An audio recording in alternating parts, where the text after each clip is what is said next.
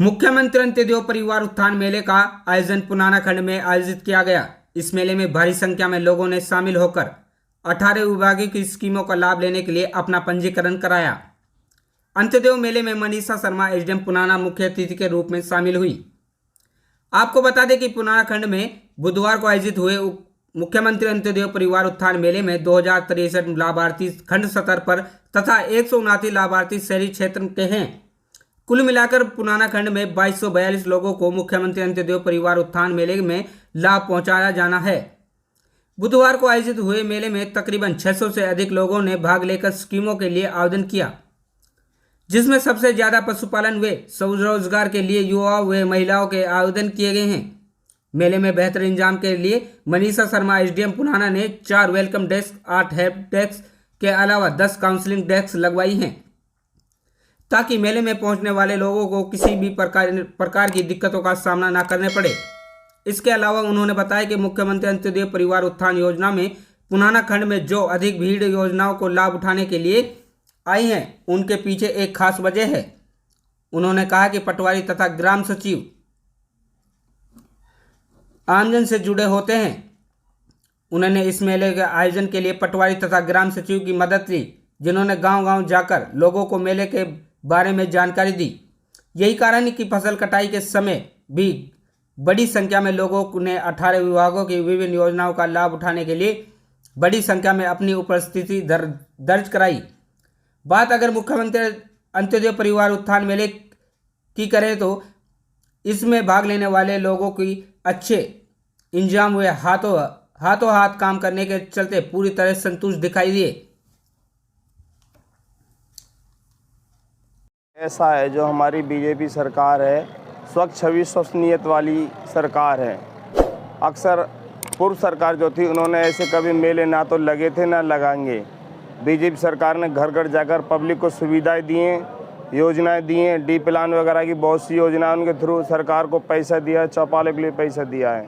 सरकार ने अब ये जो योजनाएं निकाली, इसमें मतलब सरकार को रोजगार के लिए, मत्स्य पालन के लिए, बकरी पालन के लिए और लघु उद्योग के लिए बहुत सी योजनाएं ली गई। इसका जो गरीब तबका है लाभ भी उठा रहा है, लाभ भी मिलेगा। सरकार से हम उम्मीद करते हैं ऐसे ही मेला लगाती रहे, जिससे कि गरीबों का उत्थान होता रहे, गरीबों की प्रगति हो, जो गरीब तबका है ऊपर आए। इसके लिए हम भारतीय जनता पार्टी मनोहर लाल सरकार का, वो प्रधानमंत्री नरेंद्र मोदी जी का दिल की गहराइयों से गदगद धन्यवाद करते हैं और करते रहेंगे अगर ऐसे ही मेले लगते रहे तो।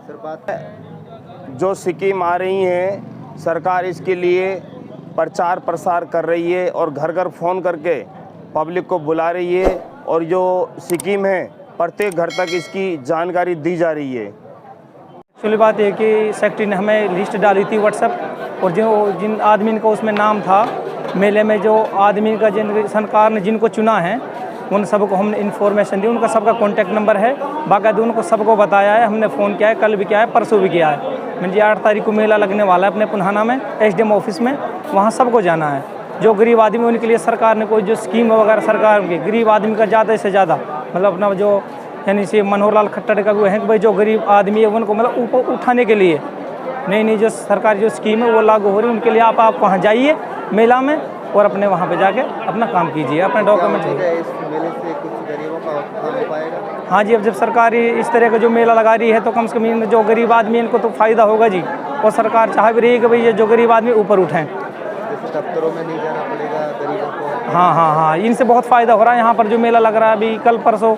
4-5 दिन फिरोजपुर झिरका में लगाया है सरकार, जो इस तरह कुछ दिन पहले भी यानी 2 मंथ के करीब पहले भी यहाँ पे अपने पुनाना में मेला लगा था। तो अब जैसे आज 8 तारीख को भी मेला लग रहा है, तो इसमें जो गरीब आदमी उनको बहुत फ़ायदा हो रहा है, क्योंकि उनको बार बार कहीं ऑफिस के उनके चक्कर लगाने नहीं पड़ेंगे, यहाँ पे उनका काम हो जाएगा तो बेटर रहेगा जी। इस तरह के मेले और भी लगने चाहिए? हाँ बिल्कुल लगना चाहिए जी, बिल्कुल फ़ायदा होना चाहिए, ज़्यादा से ज़्यादा गरीब आदमी का फ़ायदा होना चाहिए जी। जो सरकार के द्वारा जो गरीब उत्थान के लिए जो स्कीम चलाई जा रही है उसमें मेरा भी नाम आया है। मैं सरकार को भी बड़ी बधाई देना चाहता हूं कि समय समय पर ऐसा बेरोजगारी का जो आयोजन मेला लिया जा रहा है उस गरीबों को सतर उठाने के लिए जो सरकार ने स्कीम लाई है कि भाई आप अपने पैरों पर खड़ो, और जिनकी 80,000 से लाख हज़ार से कम इनकम है तो सरकार उनको पैसा देकर उनको उत्थान करना चाहती है, गरीबी से उठाना चाहती है। तो सरकार और हम ये चाहते हैं सरकार जैसे इस प्रकार मेले आगे भी लगते रहें और जारी रहें, और जो बेरोजगारी की दर है वो हमारे मेवात से कम हो, और हम मेवात का जो युवा है इस स्कीम के द्वारा ऊपर उठे और अच्छे काम करे और हरियाणा के नंबर 1 बनाने में सहयोग करे। रजिस्ट्रेशन फॉर्म जैसा आप पता है ये दूसरा फेज़ चल रहा है मुख्यमंत्री परिवार उत्थान योजना का। इसके पहले भी एक बार हो चुका है और ये दूसरी बार ये है। सरकार का है कि कोई भी गरीब आदमी जिसको परिवार न्यूनतम स्तर पर जो हैं उनकी उत्थान किया जा सके। जैसे लास्ट टाइम के हिसाब से ही इस बार भी वैसे ही किया गया है। सारे को SMS भेजा गया है, कॉल करके उनको बुलाया गया है कि आप यहाँ पर आ जाएं कैंप में। और इस कैंप में जैसा आप देख रहे होंगे सारे विभाग अपने अपने यहाँ पर लगाए बैठे हैं। बैंकों को भी साथ में लगा करके रखा गया है कि बैंकों से अगर कोई असुविधा हो, कोई काम हो तो वो वहाँ पर करवा सके। इसका मकसद सिर्फ एक ही है कि कोई भी आदमी को 10 जगह दौड़ने की ज़रूरत ना पड़े। एक ही जगह पर सारे विभाग हैं, आपको जिस जगह से जो विभाग से काम है वो आप करवा लें। हमारे यहाँ पर जितने भी अगर इस बार के जो 3 कैंप हैं आप देखेंगे, ताउड़ू में हमारा करीब 125 एप्लीकेशन बैंकों के पास आए हैं, जो कि और अदर भी एप्लीकेशन हो सकते हैं, बैंकों के पास 125 है। इंद्री में भी उसी के करीब हमारे पास आए थे। और 1-2 दिन पहले जो पिनंगुआ में थे वहाँ पर हमारे को करीब 400 एप्लीकेशन आए हैं। झिरका में हुआ था तो करीब 600 एप्लीकेशन आए हैं।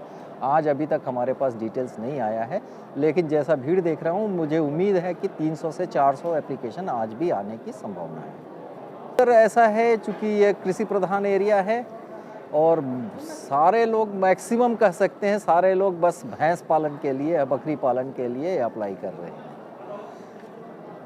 हालांकि कोशिश किया जा रहा है कि और भी विभाग के और भी जो काम है उसमें भी लिया जाए।